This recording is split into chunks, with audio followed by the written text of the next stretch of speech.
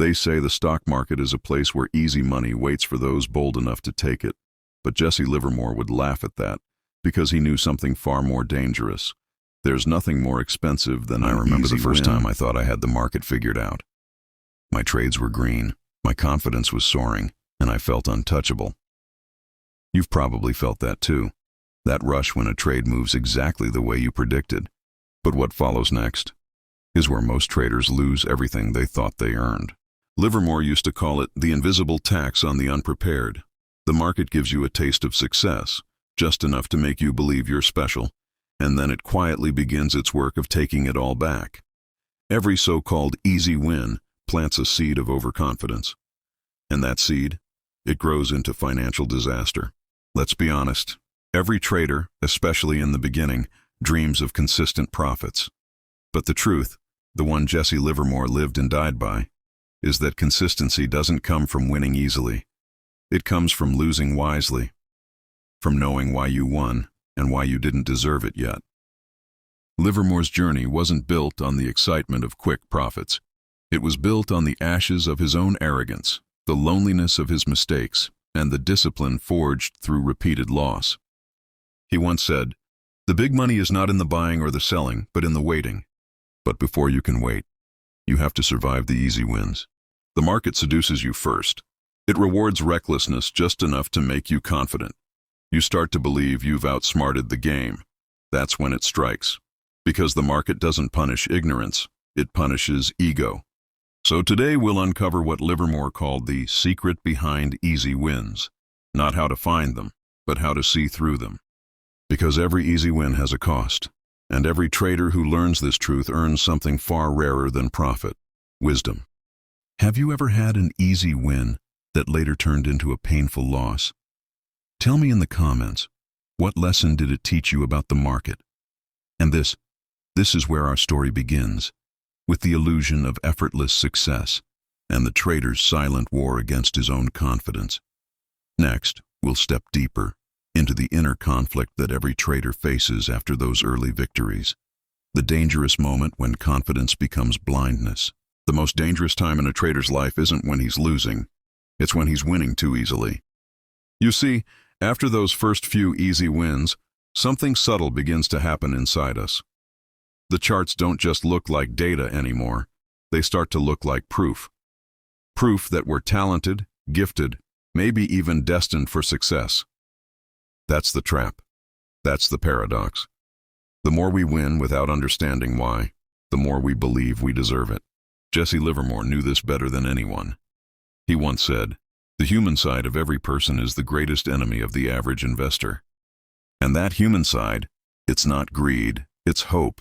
It's the belief that the streak will continue, that the rhythm won't break, that somehow the market respects our courage. But the market doesn't care about courage, it only respects discipline. When you start winning easily, you stop listening. You stop questioning your entries, you stop managing your exits, and you start calling it instinct.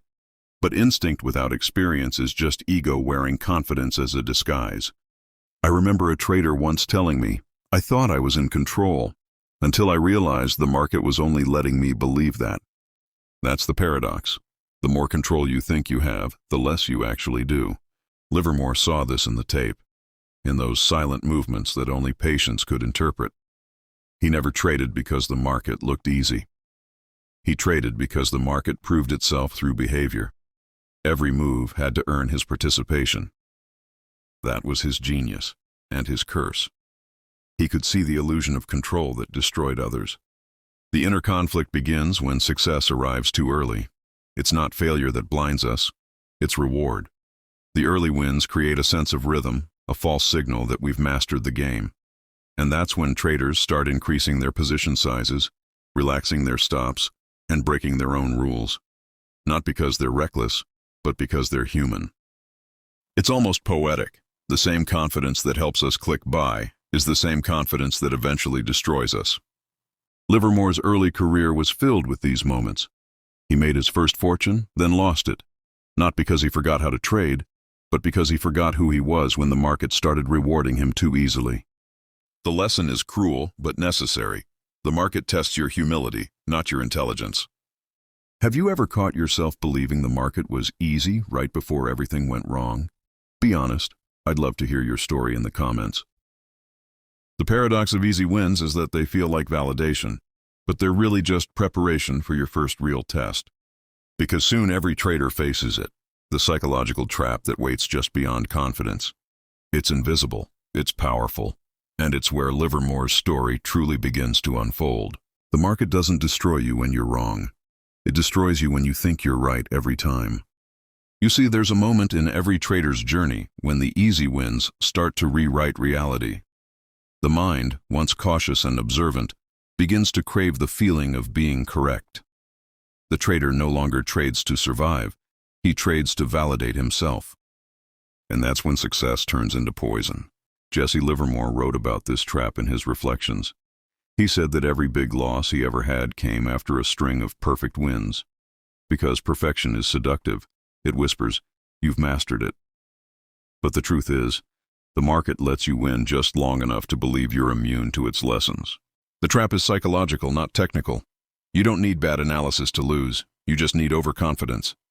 You start seeing patterns that aren't there. You double down on positions because the market owes you one. You stop journaling trades because, why bother? I already know what I'm doing. That's when your trading stops being rational and becomes emotional gambling wrapped in logic. And it's not just about money, it's about identity.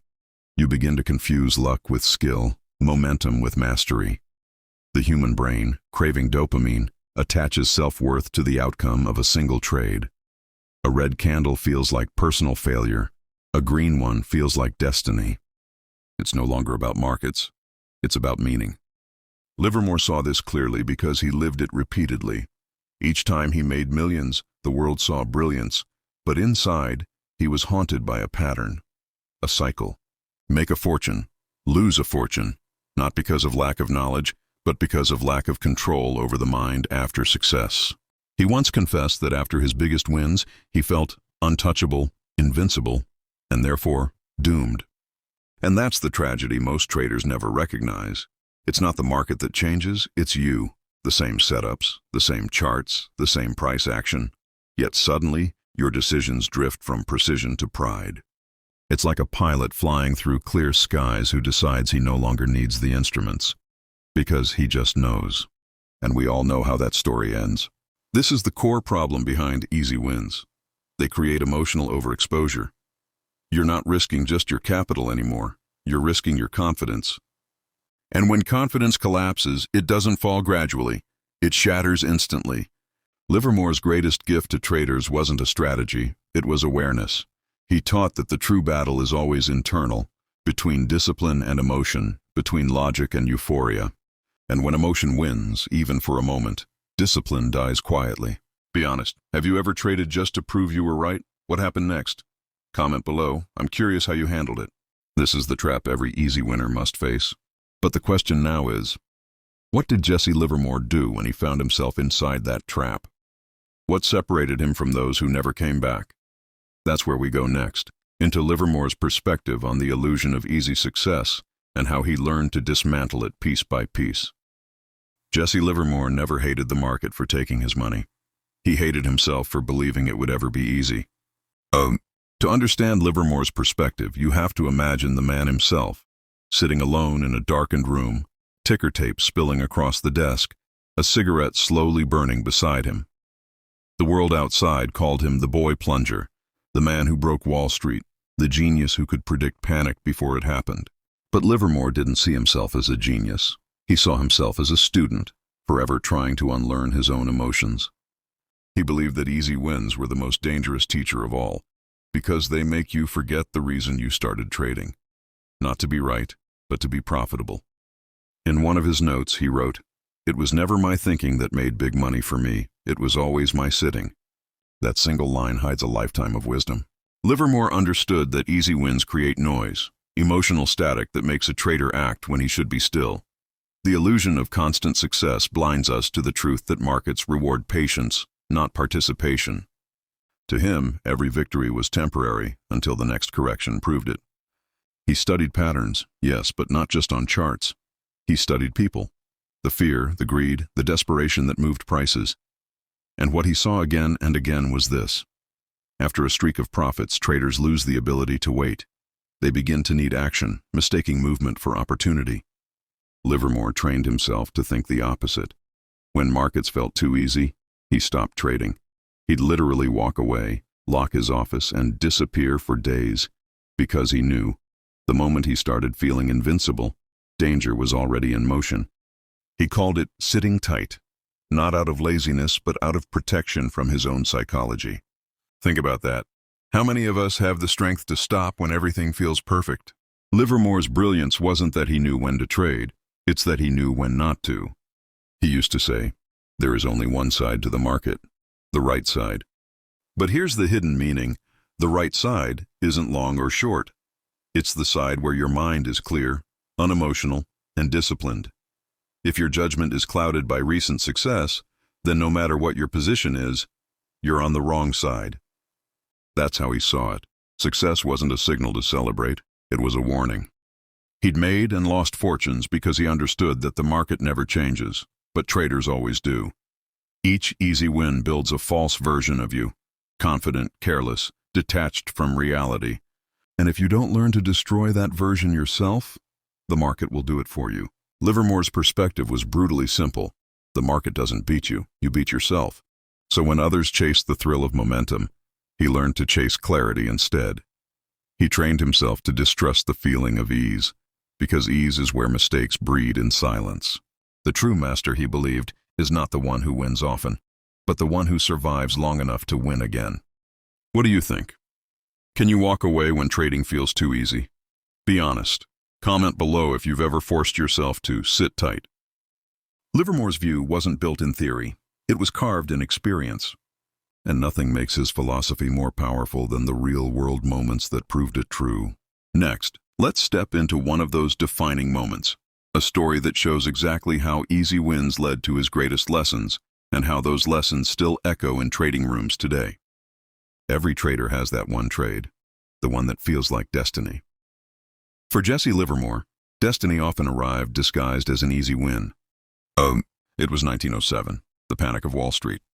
Banks were collapsing, ticker machines couldn't print fast enough, and fear was flooding through every corridor of finance. While others panicked, Jesse Livermore did what few had the courage to do. He shorted everything. He read the fear in the tape long before it hit the headlines. And it worked. The market fell.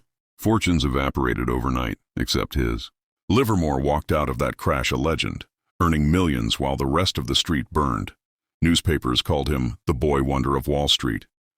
But what they didn't see was what came after. You see, Livermore had done what most traders dream of, predicting the market, profiting from disaster, achieving glory. But with that victory came something more dangerous than loss, the illusion of omnipotence. He believed he could read the market's soul. That belief, that feeling, is where every easy win becomes a curse. Flush with confidence, he began trading aggressively. Larger positions, less caution, more conviction. After all, the man who broke the market couldn't be wrong, could he? But the market is a mirror. It reflects not your skill, but your state of mind. And soon it reflected his arrogance. He entered trades without the same discipline that made him rich. He ignored warning signs because they didn't fit his narrative. He told himself, I've seen this before. I know how this ends. But that's the moment every trader stops seeing the market for what it is, and starts seeing it for what he wants it to be. When the reversal came, it came like a lightning strike. The profits vanished, the confidence evaporated, and Livermore, the man who had once ruled Wall Street, found himself broke, not once, not twice, but multiple times across his life. And yet, here's what separates him from most.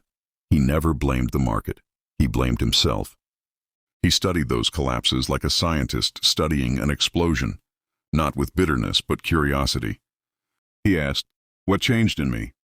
And the answer was always the same. Success changed him faster than failure ever could. To Livermore, those easy wins weren't blessings. They were traps, designed to test whether he could remain humble while being praised as a god. And most of the time, he couldn't. Imagine that for a moment. A man who could read entire economies yet couldn't always read his own emotions. That's what makes his story timeless. Because every trader, no matter how modern or mechanical, fights the same invisible war between mastery and madness. Livermore's real genius wasn't that he made millions. It's that he turned his downfalls into a rulebook, not just about trading, but about human nature. He came to believe that every easy win was a warning, every streak was a storm forming quietly, and that the greatest traders are those who can hear thunder while the sky is still clear. Have you ever had a Livermore moment when success made you careless? What did you learn from it? Share it below. Your experience might save someone else. The panic of 1907 made Livermore a legend, but the easy wins that followed nearly destroyed him. And from that darkness came one of his most powerful revelations, the emotional breaking point that reshaped everything he believed about markets and himself. That's where we go next. The emotional low point, or the turning point, where the man behind the legend finally confronts his own illusion. The fall doesn't hurt when you hit the bottom. It hurts when you realize how high your ego had climbed before gravity found you.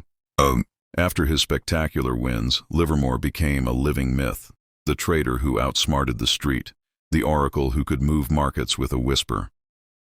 But beneath that legend was a man unraveling, because behind every easy win he ever had was a debt of humility waiting to be paid.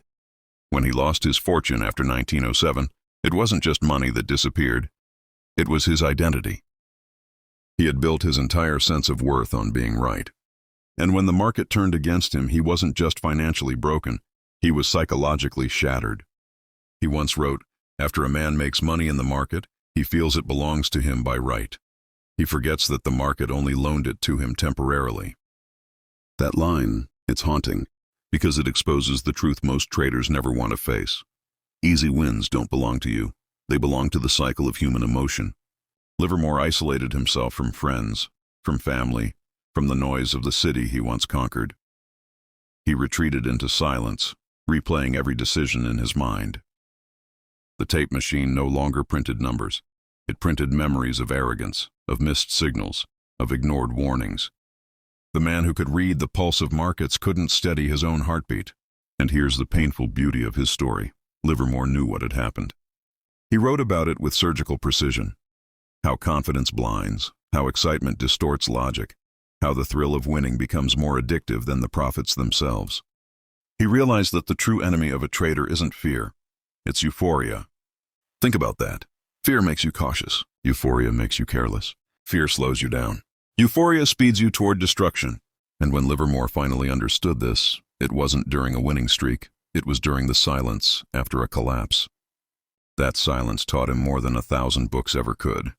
He learned that every market has two prices, the one on the ticker and the one you pay in emotional currency. He paid it in full. Imagine waking up one morning, knowing that the system you built, the instincts you trusted, and the wealth you thought permanent were all illusions. That's where Livermore found himself, in a mental battlefield, stripped of pride, forced to see the market not as an opponent, but as a reflection of his own mind. He wasn't angry anymore. He was humbled.